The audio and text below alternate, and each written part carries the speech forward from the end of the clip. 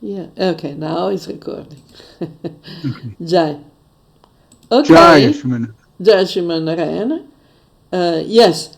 Uh, Thank you, Vishwajit. You were saying you want to give a brief overview of the first Yes, part.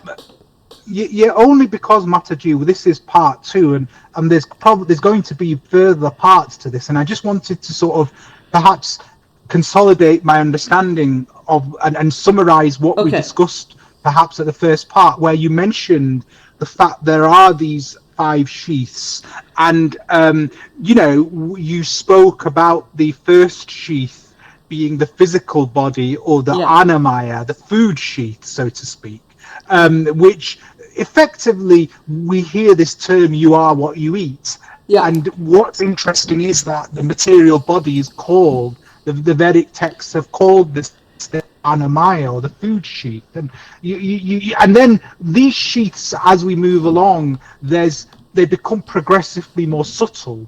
Yeah. And would it be fair? So the next sheath after that is what we call the pranamaya, and it's interesting because we talked a little bit about Kirlian photographs and the fact that people have photographed this sort of Energy. electrical Yeah. field, Body of what they say, energy. energy Yeah. field around Energy. the body.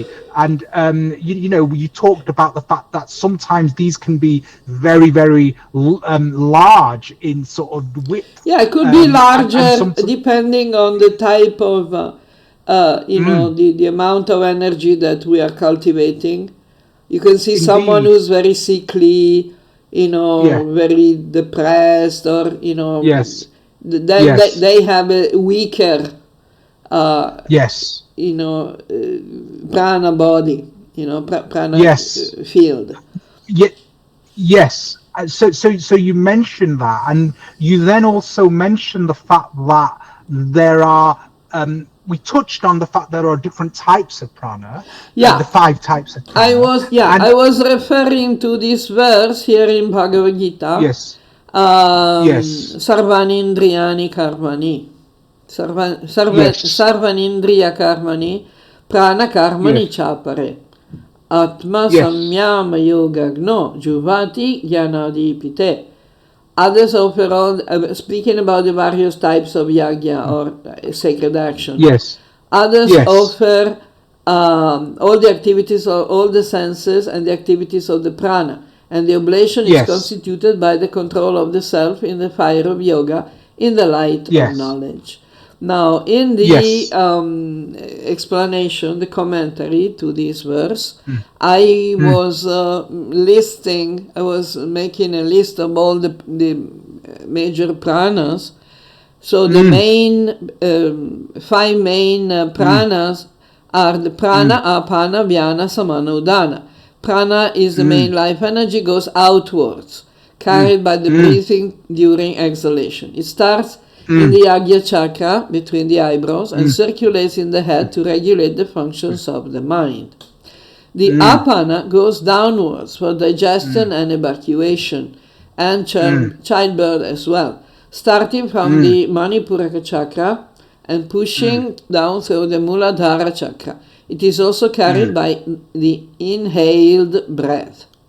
mm, Vyana makes the body move around, shrink and mm, expand. It acts on the mm. entire muscular system, and especially Yes. in the energy tension area of the shoulders, neck, and back. Oh, that's interesting because people who are stressed, they Yeah, have this definite tension, this sort of altered muscle tone in those muscles that are described there yeah, effectively, which is interesting. Mm, the jnana is basically the movement of the muscles. It moves the mm, muscles, the energy that mm, moves the mm. muscles. The Yes. samana keeps the balance among all the other life airs, starting from the Manipuraka chakra. It helps the Mm, distribution of energy to mm, the entire body and is particularly observed in burping, the samana, mm, because mm. it helps the balance. You know, Yes. when we burp, it's because the stomach is not feeling well. It's interesting because in Italy, and in the Mediterranean, the one noticeable difference I've noticed is that in the Mediterranean cultures compared to Northern European cultures, a burp is usually not seen as necessarily a bad No, thing. no, no, no, In no. comparison to Northern Europe, is that right, No, no, Mataji, no, or no. what? That's not true. I found that it is. It happens in India, though. Yes. It Right. happens Okay. in more south than the European countries. Right. Okay. Okay. And that the burping is actually a kind of message that the stomach is full. Yes. So it's actually considered like a compliment to the Yes. Correct. to the Correct. cook. Compliments to the Yes. cook. Yes. Yeah, no, but Yes. in Southern Europe, in Italy, like that, it's also not seen. All right. Okay. Fair Yeah. enough. Okay. Anyway, Never mind. so Yeah. then we have Udana. Udana goes Yes. upwards. And Right. from the Okay. Manipuraka, it energizes the fire of digestion in the stomach, just like the bellows Mm. of the blacksmith blow on the furnace. So these are Mm. the 5 heads of the Kundalini. Okay. Okay. Then we have some minor pranas. The naga, Sure. that facilitates the Yes. opening of the eyes, mouth, etc. Mm. It raises the hair and carries emotion and artistic inspiration. Krikara Mm. controls cough and sneezing, thus keeping the breathing apparatus clean and functional. It also expels toxins through the tongue in the form of the whitish paste that is called tongue coating. Kurma controls the contraction movements. Devadatta controls the movements of the mouth, especially in yawning. Dhananjaya supports the entire body and increases the appetite and enthusiasm for doing things. So these are also some other types of prana, characteristics of prana that circulate around the body. Then we have this magnetic energy produced by the living soul travels within the body through a network of nadis, the subtle equivalents of the nerves of the nervous system.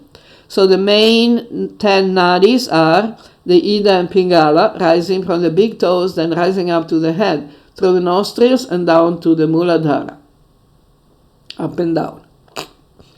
Shusumna, the main straight channel that goes from the Muladhara, lowest of the chakras, up to the Sahasrara, the highest. Then we have the Gandhari, starting from the Manipuraka, energizing the throat and the tongue for the higher functions of sound production. Ati and Siku, starting from the Muladhara chakra, energizing the ears and the perception of sound. Alam Purusha and Alampada, starting from the Muladhara chakra and energizing the eyes, as they can also emit and absorb subtle energy. Sanghini and Guhu connecting the Manipuraka with the base chakra, the Muladhara, energizing the perception of pleasure and the functions of the sexual organs. So we have So that's really interesting. Yeah. That's really interesting because you've got this entire network. You've got a number of different pranas, major and minor, and then you've got a network within the body, within the pranic body, I guess, Mataji, the nadis, where these things flow. So you then mentioned, which was really interesting, that the chakras aren't quite quote unquote energy centers as perhaps they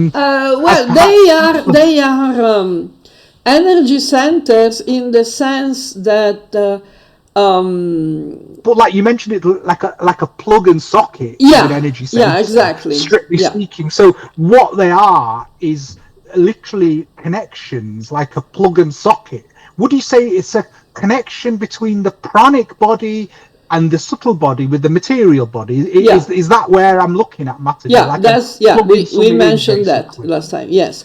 Okay. This is how through the chakras we can influence. The prana is influencing the is interacting with the external world.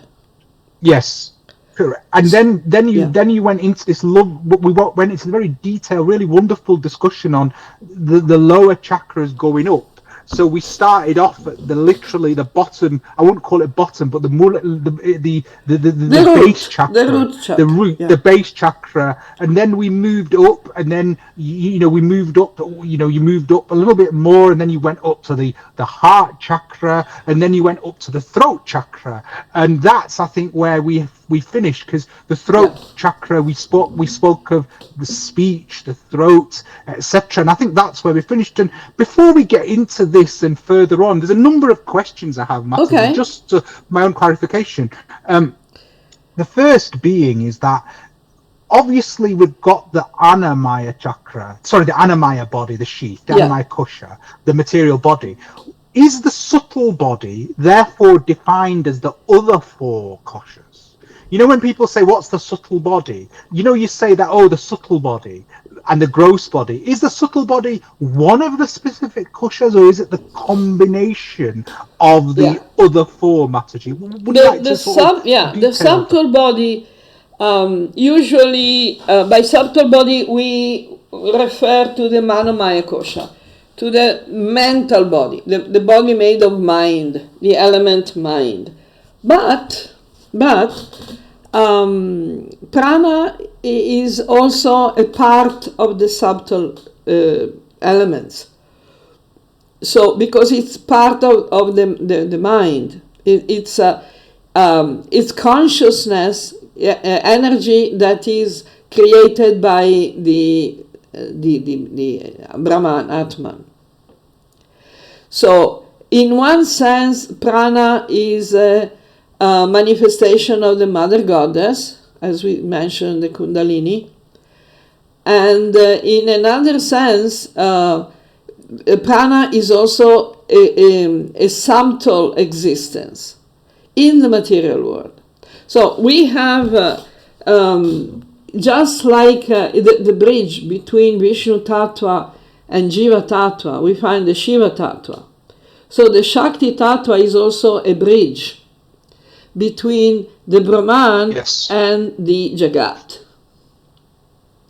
Now, one important thing that we were discussing in private about the position of the devas, when some people speak of Shiva and the other demigods, Shiva, the Shakti, and the other demigods, that's very incorrect. And it's also a bit offensive because, first of all, demigod is not what they think they are. The word demigod was created by the Abrahamic academic narrative to refer to some particular beings in the Greek and ancient Roman traditions. Like Achilles? Yes. Achilles and Hercules and, lots of other, I mean, Achilles was the son of Aphrodite, wasn't he? No, he was the son of Thetis. Thetis, sorry, yes. Yeah, Thetis was, actually, she was not even a goddess proper. She was a nymph of the sea. She was a sea nymph. She was immortal, but she was not exactly a god. The point is that the word god and goddess do not really apply to the ancient cultures. Because these ancient figures, personalities, were not called God. The meaning is a bit different. But anyway, so the demigods in English were, the term referred to beings who were born from the physical union of a higher being, called God or goddess, with a mortal being. Now, usually, Zeus was going around and having children with a lot of women. Yes. mortal women. And Mataji, also, people also talk of the Nephilim being demigods as Yeah, well. well, the Nephilim is another big confused idea, because the Bible has been very much mistranslated. So the Nephilims were called sons of God, but in actually they were anyway. But we can put them in the category of demigods. But Sure. in the Vedic tradition, in the Hindu tradition, the definition of demigod can be applied, for example, to the Pandavas. Yes. Not to Absolutely. Shiva. Definitely not to Shiva. Definitely not. So when we speak about the Brahman, the Param Brahman, Supreme Brahman, we are speaking about basically Vishnu, who manifests as Shiva, and who is never separated from Shakti. This is the Supreme Brahman. Now, then we have the Devas, who are in charge of the material universe, who are called amsas, parts of the body of God, of the Supreme Brahman, but they are secondary parts. That's why they're called Vibhinnamsa. The avatars of the Supreme Brahman, they're called Swamsa, mean the body itself. But Krishna explains in the Bhagavad Gita, when he says, Mama evamso jiva loke jiva bhuta sanatana. All the jivas are parts of the body of God. So the devas who manage the material universe are jivas. But Shiva and Shakti and Vishnu are not jivas. They are respectively Vishnu Tattva, Shiva Tattva, and Shakti Tattva. They're not Jiva Tattva. Indra, and all the others are Jiva Tattvas. Brahma is a Jiva Tattva. So it is, I wanted to clarify that. Now, going back to the idea of the energy, the prana. Yes. Prana is the manifestation of the Mother Goddess. It's not the Mother Goddess herself. Do you know, Mataji, what's really interesting about what you've said is that, and again, this is a misconception that I had, is that, and this is a general misconception, people think that prana comes from the material body. But no, that's what they do, because they've got the diagram with the material body, whereas what you're saying is actually it's the converse. Prana comes from a higher source rather than the material body. The origin of prana would interest me. Is it from the Atman Brahman? Where does our prana actually come from? Yeah, the prana comes from the Atman Brahman. The energy, the Shakti comes from Shaktiman. From the Purusha. Prakriti comes from the Purusha. Now, the material elements are a product of Shakti, are a product of the prana. They are not the origin of the prana. Yes, absolutely. So, when someone says, oh, because the typical thing is, oh, someone's got a weak prana. The almost instinctive thought you have is, oh, that's because they're sickly materially. They have a sick body. That's exactly the opposite. But it's exactly the opposite, Mataji. Yeah, So they're sickly because they have a low energy. Yeah.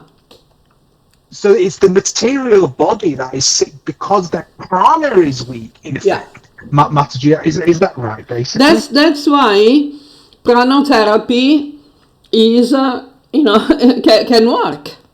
because you reinforce the prana and your health gets better.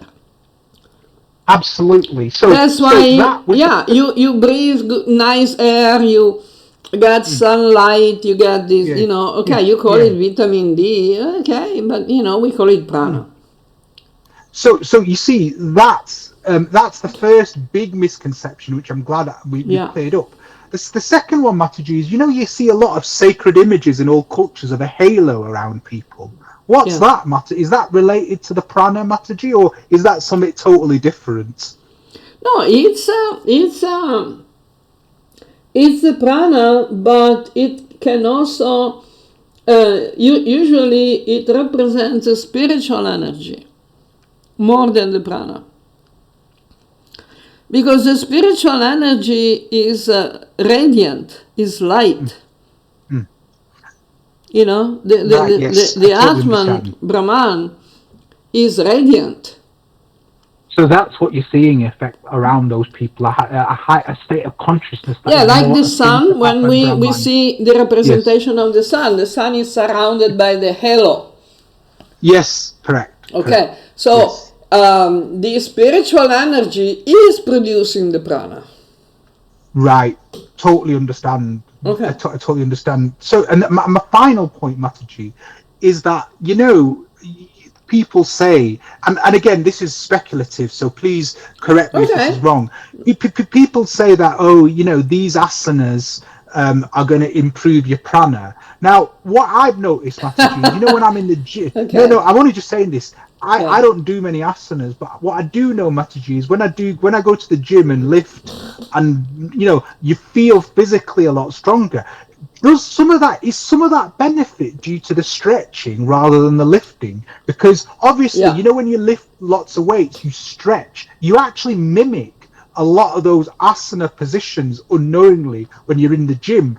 And I'm wondering whether some of the benefits in the gym are due to the stretching in certain positions that then improve your prana. Is this speculation, or is there any substance you remember to we just read among the minor pranas, we have this prana that is controlling the stretching, the movement of the muscles. Yes. When we cultivate the health of the physical body, we can actually improve the circulation of prana by physical position and physical movement.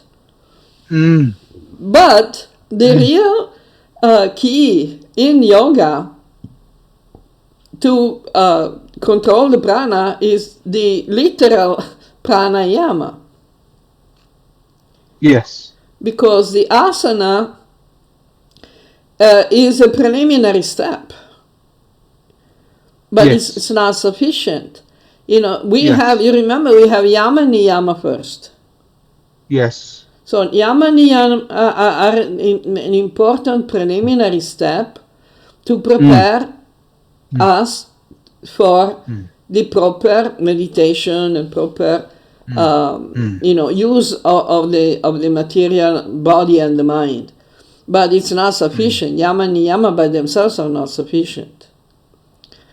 So we go asana. Asana is meant to control the body, and mostly, as we see in Bhagavad Gita, Krishna Gita says that one should keep the spine straight. Yes.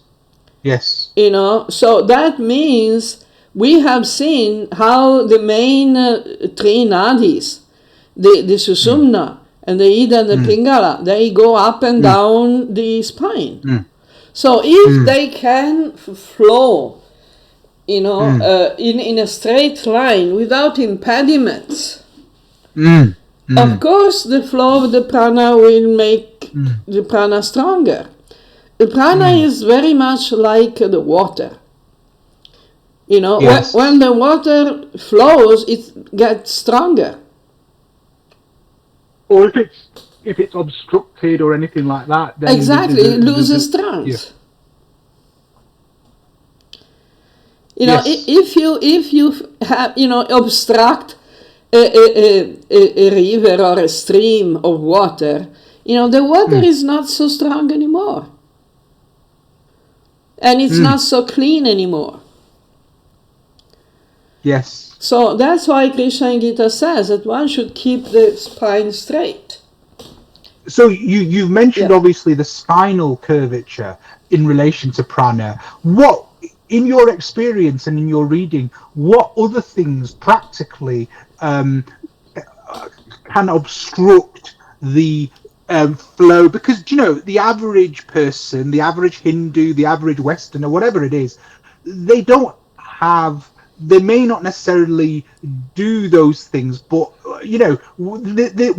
what things practically do you Okay. encounter that block the flow Other of the things that nadis? are recommended for the practice of yoga and in general good energy, good health, and like that is, for example, the clothing can be important. Like if Right. we Okay. wear very tight clothes, like very tight jeans, or Yes.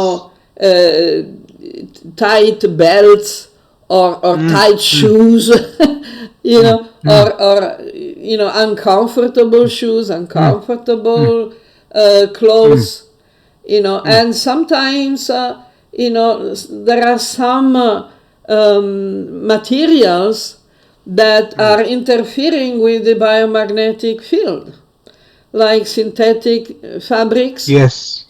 Yes. And sometimes wool, if wool is not treated properly, it can interfere with the magnetic field. And there's a school of thought that says clothing has an impact on fertility as well, Oh, yes, of course. which is interesting because I'm sure that there's a prana link to that as well, isn't there? Definitely, Effectively. definitely. Definitely. When they say, that the sperm count is weak, Mm, mm. the Yes. ojas is built by the prana. So what's then? And then being the conspiracy theorist I am, what about EMF and all these devices? Do they interfere with prana Yeah, at all? Basically. the electronic devices, they have a radiation that has been proven to interfere with the biomagnetic field of the human body. Now, these research results have been, obscured because they, of commercial reasons. But when they first started, the electronic devices, there were a lot of studies of how radiations from electronic devices and power lines and electrical plants and stuff like that, they actually interfered with the biomagnetic fields. So they cause cancer. Most, the brain tumors have been connected with the excessive use of cellular phones. That's why Yes. we prefer to use the speakers. Yes, rather than putting it to your ear, Yeah, effectively. speakers or earphones, rather than put it near to the head, and also that's why the electrical, power lines and power plants should be by law this, at a certain distance from housing, Yes. Yes, because because we that know is that an causes all, interference. Yeah. and we know that anecdotally, there's lots of reports of cancers Yeah. in people who live near certain electrical facilities. Exactly, precisely. The problem is that the entire society today is built around the so-called development, financial, economic development, industrial development. They call it the gross domestic product. Yes. And that is the most important thing in society today. That's how mm, politicians mm, are elected. That's how, mm, mm, people mm, are the legislation mm, is mm, forcing people to live. mm. So my Yeah. next question, Mataji, is what's the relationship between food and prana? Because we've talked about food in the annamaya kosha, but are there any foods that within the lacto vegetarian diet Yeah. that improve vitality in your experience? Yeah, yeah. Well, actually, Bhagavad Gita speaks about the food in sattva. It describes the sattvic food as fresh, nutritious, and pleasing, healthy, giving happiness, giving health. And that's because it's rich of prana. So it has a lot of life energy. So the fresh fruits and vegetables, they are very rich in prana. Now, when the food in rajas and tamas are described, especially food in tamas, is a food cooked more than 3 hours before being eaten. Mataji, it wasn't long ago. It Yeah. wasn't so long ago that was the norm in India. That food, that most households, particularly in rural Yeah, India, they cooked they would every always fresh every cook. meal. Yeah. Yes, that was actually the norm, Mataji, until not so long Yeah. ago. But that was, pretty much common also in the rest of the world. It stopped being so common and so normal when people were forced to work more. So they had to do more hours of work outside the house, so they didn't have the time and the energy to prepare the meals all the time.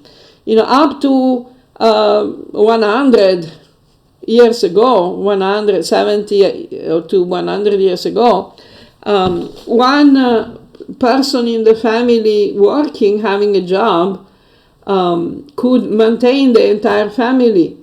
And that's why the wife and mother could stay at home and prepare the food, the I'd fresh probably, every meal. I, I'd probably push that forward to about 25 years ago, actually, Mataji, truth be It told. depends. In some places, less, because, for example, some places it's more recent, and some places it's less recent. Like, for example, in Victorian Britain, the poor people, the have-nots, as we can say, they Yes. didn't have time to actually cook properly. I call them I call them maybe the first victims of the East India Company, maybe. But there Yeah, you oh, go. definitely, definitely. Because we sometimes, especially Indian people, tend to confuse the race with the ideology. So they see Western society, the Westerners, the whites, the colonialists, but they're not very clear about the ideology that was behind the problem, but is still behind the problem.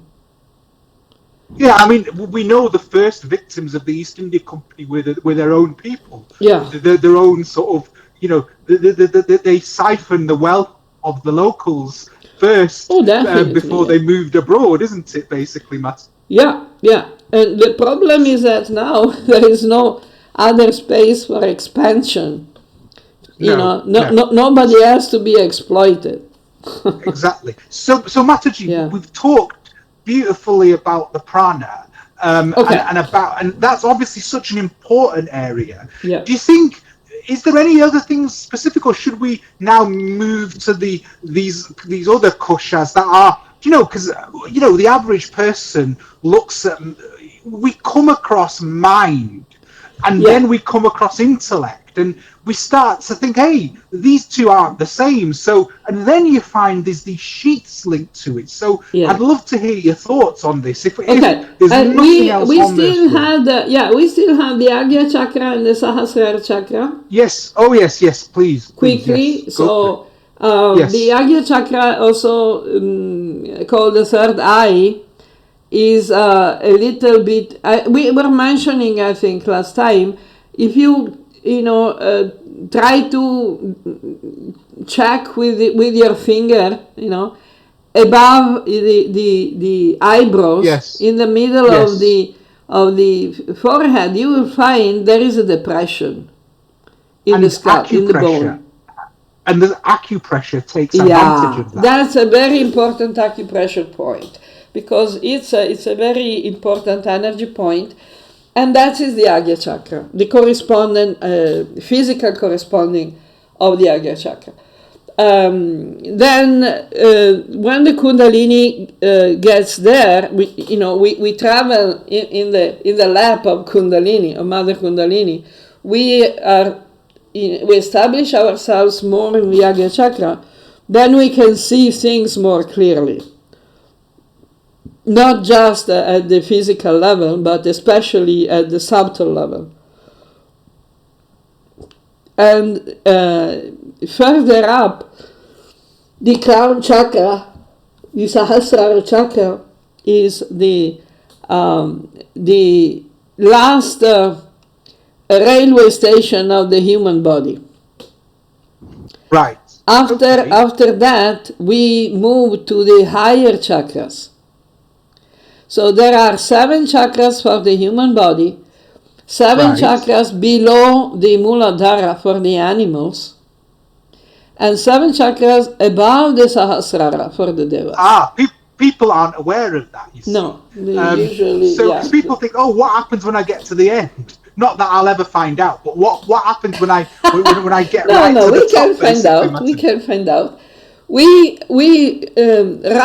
rise to the level of consciousness that is characteristic of the devas. So that is why the Vedic Shastra, Vedic scriptures speak about the 3 loka, the 3 worlds. Svaha. Yeah, correct. So the animal kingdom below the human level, which is illustrated also in the Virat Rupa, we can see below the Muladhara chakra of the Virat Rupa, there are all the 7 talas. Patala, Atala, Palatala, Mahata, all the talas, which are connected with the less than human animal, in the sense of Asuric as well. Yes. Then we have above the Sahasrara chakra, we have the 7 higher lokas, Mahar, and all the other lokas that are the lokas of the devas. So the lokas is not a physical planet. It's a state of consciousness.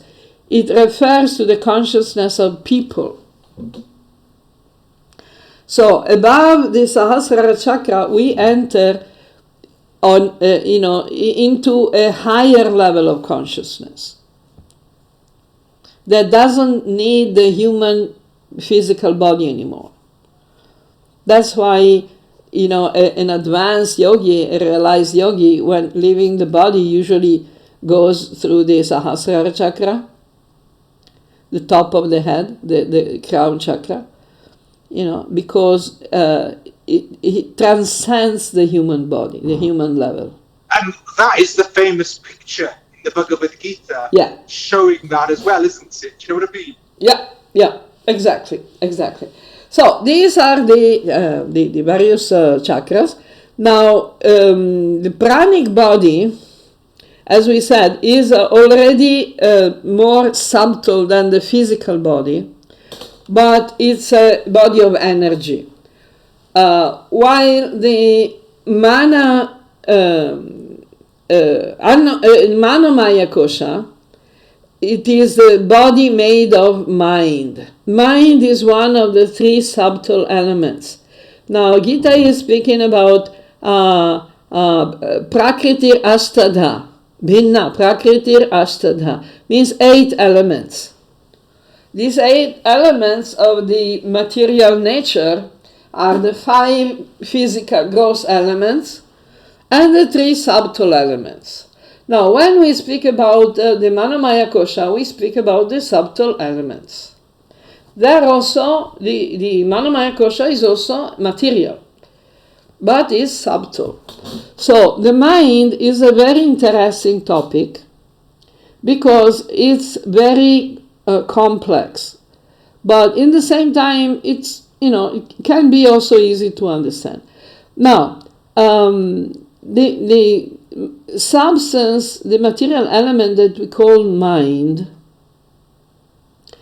is can be experienced, for example, in the dreams. Okay, in the dreams and memories. Now, the mind is the substance, is the element in which all these objects of the senses become manifest on the subtle level. The internal senses of the mind are called antakarana. Now, we have 5 senses of perception in the physical body, and we have 5 senses of action in the material body, physical body, and then we have another 10 senses of perception and action in the mental body. This is explained by the Sankhya Darshana. Now, these 10 inner senses, they are the senses of the mind. 5 senses of perception and 5 senses of action. Now, we can experience this antakarana when we dream, when we meditate, when we think, when we imagine, and when we remember. Memory is a function of the mind, is on the subtle level. Now, the subtle level, the level of the mind, cannot be touched physically, but it can act on the physical level because it is connected to the physical level through the prana. The prana is the energy that connects the physical body with the mental body. Can you give some examples of that, Mataji, of how it manifests you on the probably have heard about the ghost limbs. When someone is amputated, phantom limb, very, very common. Phantom limb pain and all sorts of things. Phantom limbs. Pain or any feeling. Okay, that is actually. Let's explain it. Briefly, for those who don't know, have never heard about it. Is that after losing a limb, sometimes we can still feel it, even it's not there anymore. That's why it's called phantom or ghost limb. That's because the mental body still has that limb. So the energy is still circulating there. And the pain is coming from the prana, not from the nerves. So, of course, the nerves are carrying the electrical impulse. But the electrical impulse is energy. It is a form of prana. So it's not that when we study anatomy, we study the nervous system, which is not the circulation of the prana, but is connected to it. Because if the pain was just based on the nervous system, you couldn't explain the phantom limbs pain. No, for sure. Where are the nerves? no nerves. You know. Yes. Yes. So this is one of the main examples that we can verify scientifically. You know. No, absolutely. I mean, I've dealt with phantom limb quite a lot, but I think the question I have, Mataji, is, when the material body dies, Yeah. you've talked about this previously, that ghosts are when the subtle body sort of hangs around for a Yeah. period. You mentioned up to 30 days to sort of Well, look for another it body. depends. We are still, even after the period. Okay, what happens is when we die, and I think the Gita is also explaining this. The soul, the jiva, is carried by the subtle body, like a scent is carried by the wind. Yes. Okay, so the subtle body is like the air carrying the scent of the smoke or whatever you want to call it. That is the consciousness. That is Atman.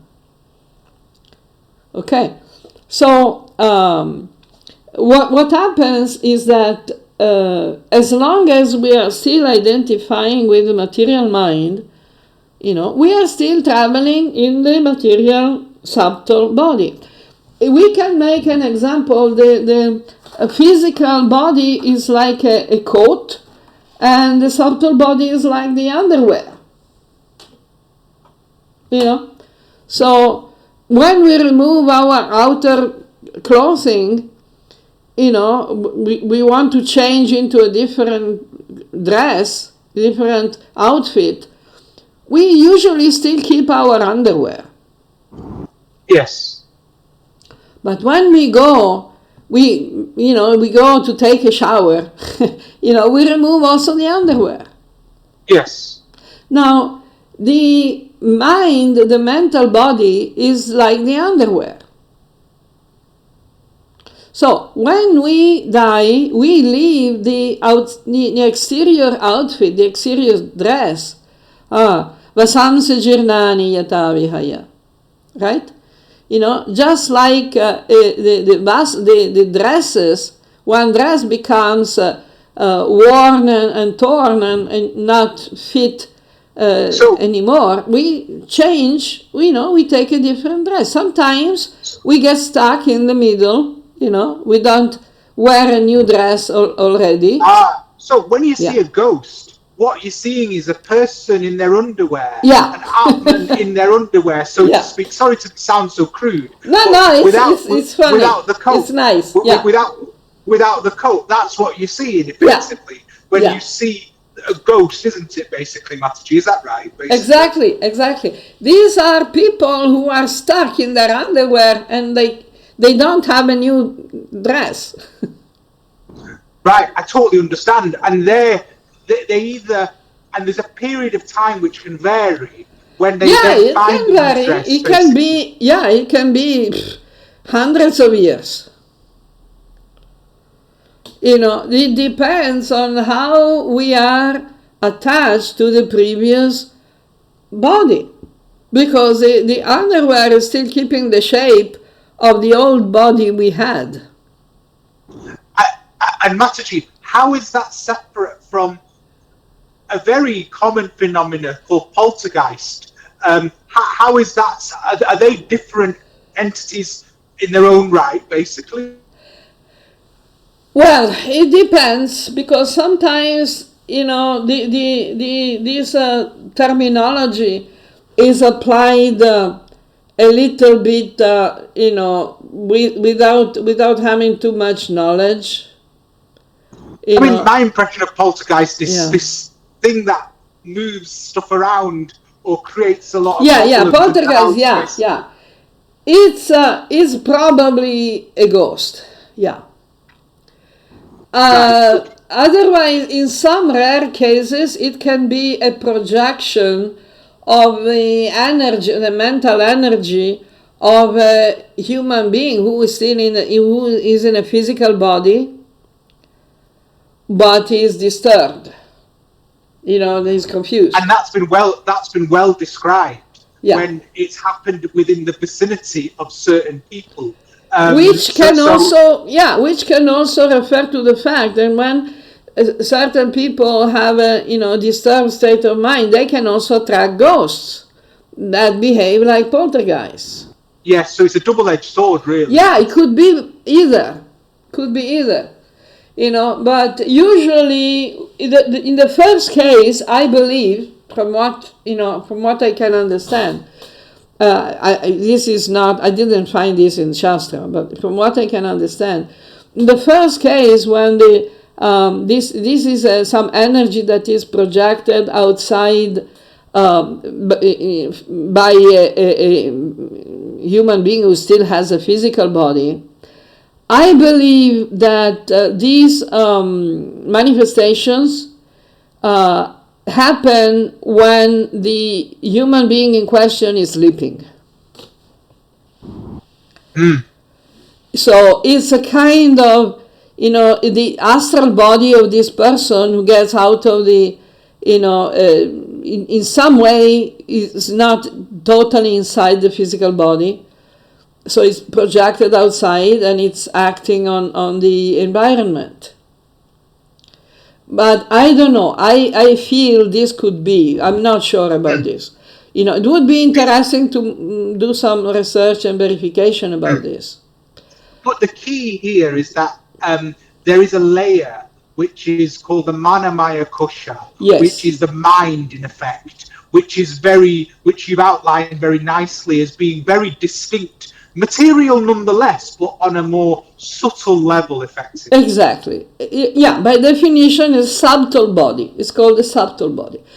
Now, the subtle body is the vehicle for the consciousness. Just like the physical body is the vehicle for consciousness, the subtle body also is the vehicle for consciousness. And the Upanishads especially, but also the Yoga Shastra, are explaining the 4 levels of consciousness of the mind, which is the first and more apparent level of consciousness is called jagriti, which means the wakefulness. When we are awake, we have that type of consciousness that is focused mostly on the external existence. And by external material, we also mean subtle, because when you are not sleeping, you are awake, you are engaged in logical processes like thinking, feeling, willing, remembering. If you do it on the jagriti, on the wakefulness level, you don't have to move the body so much, but you are actually using the mental body. But that mental body is also external to the soul. So that's why we say the jagriti level of the wakefulness, the state of wakefulness, applies to the external consciousness, not the internal consciousness. And it's still very much grounded in the physical level. Because when, for example, when our brain is not functioning, the jagriti functions are not working.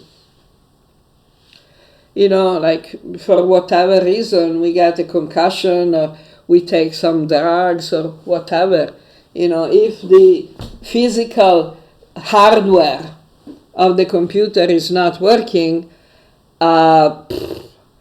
you are not awake, you're not conscious in a wakefulness stage. Yes. Now, the second stage is called the svapna, or dream state. The dream state is not completely detached from the physical body, but it's completely on the subtle mental body. But it's still, it can connect to the wakefulness state, to the physical body.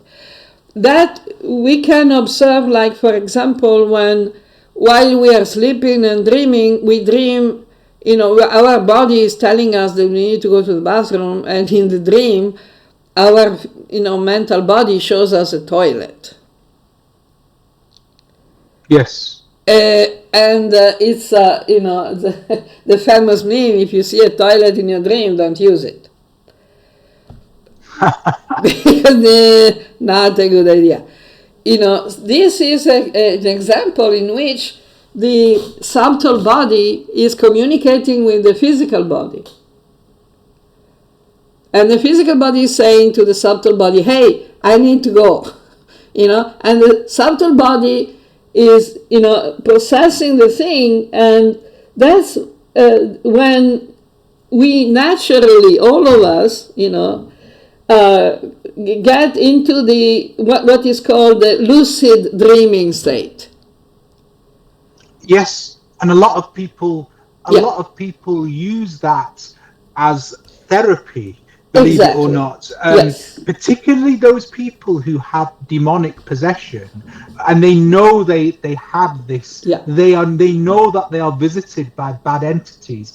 They then recognize that in dreams and get out of the dream. Do you know what I mean? Exactly. Yeah. So, this lucid dreaming is a bridge between the svapna and the jagriti, between the state of dream and the state of wakefulness, in which the statefulness consciousness, the wakefulness consciousness says, oh, you are dreaming, but the voice that is telling you that you're dreaming is the wakefulness consciousness, not the dreaming consciousness. You understand? Yes, absolutely. Okay. It's a bridge between the It's a wakefulness bridge. It's to a bridge. And that also continues to work. For example, when we wake up and we remember the dream. Yes. You don't always remember your dreams. Not always, but when we remember the dream, that's a communication, open communication between the svapna and the jagriti. The conscious and the subconscious. Yes, yes. Now, there is a lot of talking, and I'm doing much of it as well, about the integration of the subconscious, or reprogramming of the subconscious. Which is very important. Because hypnosis? Tell. Hypnosis? How does hypnosis figure in that, Mataji? Okay, we're getting there. Yes. Now, the point is that our subconscious is doing practically 90% of the work. Whether we are sleeping or we are awake. Our subconscious is taking care of our breathing pattern, is taking care of our repetitive gestures, habits, of our basic knowledge, like dictionary knowledge. Because when we speak, we don't make a conscious work of looking for the words. All the dictionary is already established in the subconscious. So the subconscious, brings out whatever we need to express ourselves. The conscious mind is working in a deliberate manner, consciously, literally. That's why it's called conscious mind. Most people don't work so much with the conscious mind. They usually go, by the subconscious, even when they're awake, physically awake, but they don't know what they're doing. In most cases, it's a very good thing. It's like being on autopilot. We don't need to worry about, finding the words to talk. We don't need to worry about how to move the muscles for walking from one place to another. I mean, things like driving is, and so many other things. When in previous times, in ancient times, they had this spinning and weaving and spinning. These mechanical actions were mostly managed by the subconscious. Now, the breathing is so interesting because it's a bridge between the subconscious and the conscious. Because our breathing pattern can be both subconscious and conscious. Depends on us. Yes. So the breathing, the pranayama, is a very important instrument to learn to control our mind. And to control our mind, not just the conscious mind, but the subconscious mind as well. So we need to establish a good communication with our subconscious, between the conscious and the subconscious. And if necessary, we need to, correct the programming of the subconscious. Yes. When we don't program the subconscious deliberately, the subconscious programs itself. It's just like a computer. It's doing its work, without asking you for anything. Now, it's better that you become aware of what the subconscious is doing. Yes. Because, if it's, uploading or downloading stuff without your knowledge, maybe you'll not be happy about the results. Yes. This is why lots of people have problems with their subconscious. They have inner conflicts. Yes. So the conflict is between the conscious and the subconscious. The conscious wants something and the subconscious wants something else. Sometimes the opposite. Yes. The subconscious is not our enemy, but sometimes if our friend is not very clear about what we actually want, even a very good friend can make a big mess. So what you're saying here is that the entire quote unquote subconscious mind is you're associating that with the manomaya kosha. Am I right there, basically, Mataji? That's effectively what it is. Yeah. The manomaya kosha, and the pranamaya kosha can act as a conduit between the manomaya kosha and the annamaya kosha, the material body. Is that right, basically? Yeah. And also, within the manomaya kosha. Yes. Okay. So then we have discussed about the conscious mind and the subconscious mind, the svapna. Yes. The svapna, I call it active subconscious. Yes. Because there is another part of the subconscious that is not active, which is called, in Sanskrit and the science of yoga and Upanishad, is called susupti. Yes. Which is usually translated as this deep sleep. Yeah, tell. Yeah. That translates into what they call slow wave dreamless sleep. Is that right, Mataji? Yeah. Yeah. That doesn't mean that we are not conscious. That doesn't mean the consciousness is not there. It's just not on the wakefulness stage or in the svapna stage. It's deeper. That's why it's considered a positive state of consciousness, susupti, good sleep.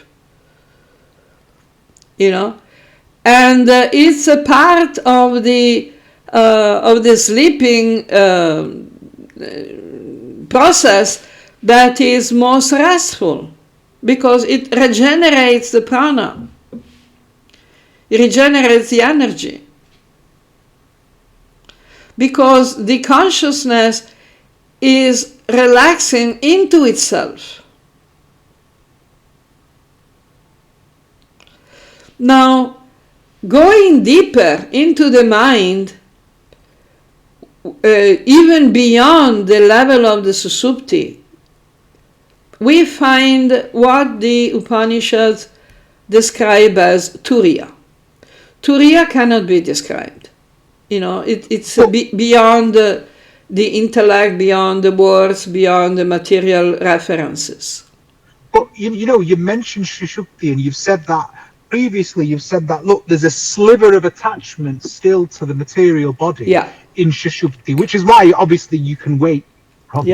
Someone can give you a good, a good nudge and wake you up from susupti sleep. But Mataji, at that level, let's say you were to look into someone who's susupti, what's actually happening? Is it the manomaya kosha still, or it's still the manomaya kosha, but it's not expressing itself. So what you're saying is that there's a sliver of attachment, like a thread, that it's connects still a the thread. manomaya kosha, that connects the manomaya kosha to the physical body, but there's no experience in susupti. It's completely black. So what's going on at that point? We don't really know that there is no experience. No, we don't know. That's the whole point. We do not know. What we do know is that on an electroencephalogram, on an EEG, there is no electrical movement in the hardware. There is no activity of the hardware, but we don't know. The brain slows down. The brain slows down completely. So exactly. You have slow, deep waves of high amplitude and slow waves during that period. But no one really understands what is happening at the manomaya kosha at that level. Is that right, basically? Exactly. What the yoga explains is that in the susupti, the consciousness is resting into itself. It's not impersonal, but it is not dualistic. It's not active because it's not dualistic. Now we know, like Krishna in Gita is saying, prakrite kriyamana niguna karmani sarusaha. All the activities are performed by the material nature, by the prakriti. What is the purusha then? Purusha is rasa, is perception, consciousness. So consciousness is there even when there is no movement, when there is no action. It's perfect peace. And that's why there's lots of immune restoration going on. Exactly. Exactly. Yeah, because it's a good, it's a best sleep. And that doesn't mean there is no consciousness. Consciousness is peaceful. It's a different thing. It's like the idea of nirvana in Buddhism or in yoga. In Buddhism, nirvana means you extinguish the lamp. But that's not the proper way to do it. In yoga, nirvana means that the lamp is not agitated by the wind. It's not moving. So what you're saying, Mataji, is there's less duality. Yes, exactly. There's less duality in susupti compared to svapna, because there is no identification with the material body. So therefore, or very little. So the level of duality is a lot less in essence, Mataji. Is that right, basically? And this level of susupti brings into the level of turiya, which cannot be described because it's avyakta, it's non-manifested. It is still within the mind. It is still the mind, but it's non-manifested. It's like the mahatattva. The mahatattva is still the aggregate of all the material elements, but it's not manifested. It's undivided. There is no duality in the mahatattva. But still the mahatattva is material. So the turiya is a non-divided, non-dualistic state of the mind. And the susupti is going in that direction. It's still the transitional stage between svapna and turiya. Is that clear? Oh yeah, very much. We're talking about progressively less identification with material exactly. body, and therefore invariably that is a progressively less sense of duality. Exactly. Yes. That's why in Bhagavad Gita Krishna continues, keeps saying we need to overcome the illusion of duality. Because that is when we overcome the illusion of duality, we don't become impersonalists or mayavadis. We actually we become transcendental. So you've talked about prana, you've talked about the strategies to make the prana stronger. Yeah. And you've now talked about the manomaya kosha, and you've also talked about strategies in terms of, or could you talk about strategies in terms of reprogramming the manomaya kosha? Because people will say, oh well, you've talked about the asanas and you've talked about EMF and you've talked about food for the pranamaya kosha. People will now be interested in thinking, well, how do we I wouldn't want to use the word recalibrate. Yeah, that's why the Ashtanga Yoga goes after the pranayama. We start with the actual work on the manomaya kosha, which starts with the pratyahara. Pratyahara means withdrawing the attention, the consciousness, the focus from the external object to the internal, to the inner self. That is a pratyahara. Then the next stage is dharana, which means holding the focus, holding the concentration on the inner reality. And we practice that through the sadhana, yoga sadhana. There are several practices, but the mantra is a very important one. And the contemplation of the contemplation of the deity, the form of the deity, the image, the rupa, vigraha. It's interesting because there's been some recent research that says repetition rewires the brain. Exactly. Is that something? Yes. Is that related to what you're talking about? Definitely. Now? Very, very definitely. Yeah. It controls the mind. That's why the repetition of the mantra, and it should be the same mantra. I see lots of people, they want to do sadhana, they jump from one mantra to the other. They want to do sadhana with very complicated, instead of one short maha mantra, they want to get, to do sadhana with the stuti, with the stotra, with the long stuff, or with a number of different mantras. That's not so effective. The more we focus, like Krishna is saying, Vyasvasayatmika buddhi ekeha kurunandana. The intelligence that is focused on one, point only is more powerful. Otherwise, we disperse ourselves in so many little streams and we don't have the same focus, we don't have the same results. So Mataji, someone's going to think, right, listening to this, saying, okay, well, I have a mantra where it's the Gayatri mantra, or I have my own mantra, which is Om Namo Bhagavate, as an example, Om Namo Bhagavate Vasudevaya. When we say chant the mantras, do you mean just, instead of physically chanting it in in quiet contemplation, do we say that mantra aloud in our head all day long to rewire the brain? That's a kind of contradiction in terms, because if we say it in our head, we are not saying it aloud. When you say it aloud and in your head, that's good, because if you just say it aloud but you're not thinking about it, it's very superficial, it's mechanical, it doesn't have the same effect.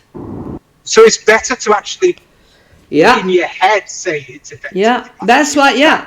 You know, the Tantra is saying very clearly that chanting, the silent chanting, the japa, the silent chanting is more powerful than the loud chanting. The louder the chanting, the less powerful it is. Well, that's interesting, because that's not what's taught in modern organizations. Yeah, I sometimes, know. I know. Without going into any detail, but we're taught to chant loudly. But what you're saying here, based on Shastra and Tantra, is that silent chanting in our heads is often more powerful, in programming the subconscious mind, isn't it? Which is interesting. Yeah, but you know, this is coming from a misunderstanding, a bit of ignorance and a bit of misunderstanding, because in that tradition that you're talking about, the idea is not the bhajananandi, the personal meditation. The idea is the sankirtana. So, Kirtananandi. But people have a vision of what Sankirtana is. That is also subject to misunderstandings. Yeah, but the original meaning of Sankirtana means chanting together. So when you perform Sankirtan, means together, Kirtana together, you want people to hear you, because even those who just hear you, they're not actively chanting, they can get benefit. Because Shravanam Kirtanam Smaranam. We get benefit not just by chanting, but also by hearing. So, when we are doing Sankirtana, Nagara Sankirtana usually, what we are doing, the louder we chant, the more, jivas we reach. In most situations that is okay, unless of course you're doing it at 3 o'clock in the morning in a condominium, when the walls between your apartment and your neighbor's apartment are very thin. Then it's not so much the benefit. You get a more adverse effect than benefits. Because people become offensive. Yeah. So what you're saying is the chanting out loud is for the benefit of others to hear. Exactly. Yeah. Whereas chanting silently in your mind is principally for your own reprogramming, your own subconscious mind. Is that right? Yeah. Exactly. It's like when you take a shower and when you go out washing the car. It's not the same thing. You're still washing. Yes. You're still washing, but it's a different thing. When you take a shower, you don't have to be dressed to take a shower. When you go outside to wash your car, you need to be dressed. Yes. So the functionality of the loud chanting is very different. The end point is very different from the silent chanting. But silent chanting is more effective for reprogramming one's own subconscious mind. That's what you're saying there. Yeah, all forms of meditation and puja are more effective when they're done mentally only. Manasa puja. And that's the natural development in the varnashrama dharma system. In the varnashrama system, in the brahmacharya ashram is learning how to do things, so they have to do it loudly so that the guru can check what they're doing. Then in the grihastha ashram, you can do it loudly for the benefit of society and your family, you are teaching. You know, in a brahmacharya ashram you're learning, and in a grihastha ashram you're teaching. That's why the grihasthas, brahmanas are the teachers. In the actual original varnashrama dharma, the ashram dharma, varnashram dharma, the teachers are the grihastha brahmanas. That's why it is said that among the 7 mothers, one of the mothers is the wife of the guru. Because in the grihastha ashram we are supposed to teach. Then gradually in the vanaprastha ashram we retire, we go to the forest, or we retire in any way. We don't need to go to a forest because there are not so many forests nowadays. So but we retire from social life, from family life, and we are supposed to internalize the rituals, the religious duties, the religious practices, and gradually we become the antaryagya. We give more importance, gradually more and more importance to the inner sadhana. We don't give so much importance to the outside rituals. So as you grow older, you become more internalized.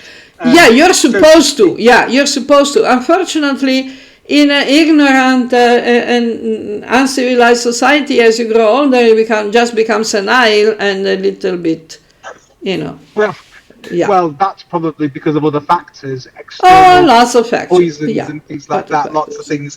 But so Mataji, you've talked a bit about the reprogramming. You've talked a bit about the chanting, the mantras. We've talked. What other strategies are there that practically we can do to reprogram the subconscious mind to be? One of the very usually in the yoga system, the tantra yoga system, is chanting and studying, meditating on the shastra, studying the shastra, and meditating on the knowledge that we get from the shastra. So does that mean can that be translated into reading the Bhagavad Gita every day? Yeah, reading the Gita, reading the Puranas, reading the Upanishad, reading, all the actual original genuine Shastra. But Mataji, you yourself have said, I'm playing Asura's advocate. You yourself have said that in your Bhagavad Gita commentaries that, there's lots of people who read, but don't do anything beyond reading. But you've specifically here mentioned contemplate on it, which is interesting. Could you qualify? Of course. I mean, reading. If you just read mechanically, theoretically, it's not sufficient. It's already a good step, because if you don't get the knowledge, how are you going to apply it? That is a distinction that is usually made between jnana and vijnana. Jnana is the knowledge, the concepts, the information. And the vijnana is the application of the knowledge and information. We can say vijnana is the realization of the knowledge. We need to put it in practice, otherwise what's the benefit? Yeah, it's not that there is no benefit, but it's not sufficient. Okay, so obviously that's something that a lot of us can do.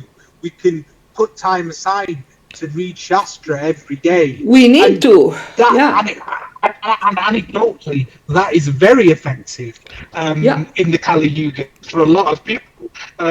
So that's really good. What else, Mataji, can we do to sort of bring us closer to Krishna and the divine, the supreme consciousness? What else? Yeah, that's okay. Now, if you go and see the yama niyama, we should continue to apply them. So this study is called Swadhyaya, which can be interpreted in two ways, with two compatible ways, complementary ways. One is direct study of the Shastra, and the other sense is the study of one's self. So we need to observe ourselves. Then we start with the what is called the witness meditation. Because we learn that we are not the body, we are not the mind, and we are observing the body and the mind as witness of what is happening. So we can correct whatever we find is not working properly. And this also includes the reprogramming or the correcting the programming of the subconscious. So both conscious and subconscious become connected when we step outside both of them and we observe them as witness. So this starts from the pratyahara, then goes through the dharana, and then we arrive to the dhyana, which is the actual meditation, which is active meditation. We are not just focusing on something, we are focusing and we apply the concept of service. We apply the energy to improve the situation, to do something good. We invest the energy, we make the sacred action. You remember chapter 4 when Krishna is talking about all the various types of yagyas or sacred action. This is the sacred action. Dhyana is the sacred action. Well, dharana is the sacred contemplation. From dharana, from the contemplation, at some point we must engage in sacred action. And that is dhyana. We can call it devotional service, we can call it whatever we want. But the point is, it's an act of consciousness, first and foremost. Then, dare I say bhakti? Yeah. Dare I say bhakti? Dare I yeah, we can say bhakti, but bhakti is further on the, further on on the road. Because it's just the positive action.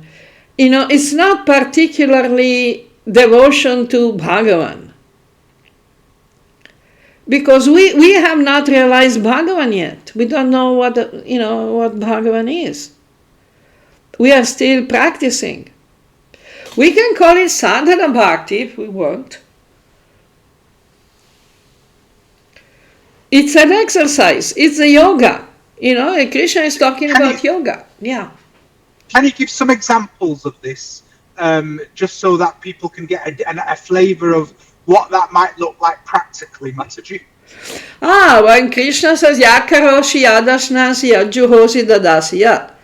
Whatever you eat, whatever you do, whatever you perform as a sacred act, and whatever you give, do it in a spirit of service. Do it in the consciousness, on the transcendental consciousness. So this is the action, is a sadhana bhakti. It's engaging in the action with the proper consciousness. This is dhyana, meditation. Then when we practice dhyana enough, then it becomes normal. It becomes constant. Yes. You remember Krishna is saying, constant. Nitya sattva, so, yes. When it becomes constant, it is called samadhi. Which in Sanskrit, I think it means same intelligence, same consciousness, equal consciousness. Samadhi. So that's when every action you do is done in that frame of consciousness, basically. Yeah, so it's completely you are 24/7 on the transcendental consciousness, and you completely overcome the physical identification and attachments because you are living the consciousness. It's your reality. It's the reality. That's why it's called realization. Yes. When we speak of self-realization, what does that mean? Just this.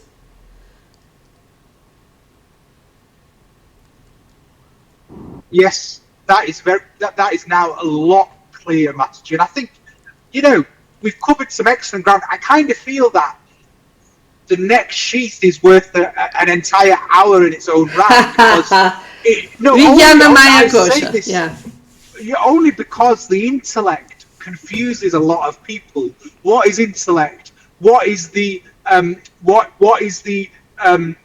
what's the distinction between the mind and the intellect? What's the purpose of intellect? I kind of feel that we need to dedicate almost an entire hour to that. Yeah, possibly. Yeah, possibly. Well, for me, it certainly confused me. Given there's so much bandied about what intellect is. But I think, are there any other closing points regarding this area, Mataji, before we finish, or do you think we've covered? No, I think we covered it pretty much. I think we covered it. Yes. We can we can stay here for today. Because we covered already a lot of territory. I think next time I would like to hear your thoughts on the on the fifth kosha, because that's the one that actually. But that's tricky, because the annamaya kosha is beyond description. No, but what I'm saying is we've got the intellect to cover first. The annamaya is a fourth, number 4. Yes. So next time, I think we should discuss that, and we should discuss how we distinguish that from the mind. So it's been a wonderful discussion, and we could pick this up on our next discussion. Excellent. Well. Yes, thank you. Fantastic. Thank you, Mataji. Jai. Jaya. Jai Shimanare. I think tomorrow, right? See you tomorrow. Definitely. Okay, Jai. Thank you much, Jaya.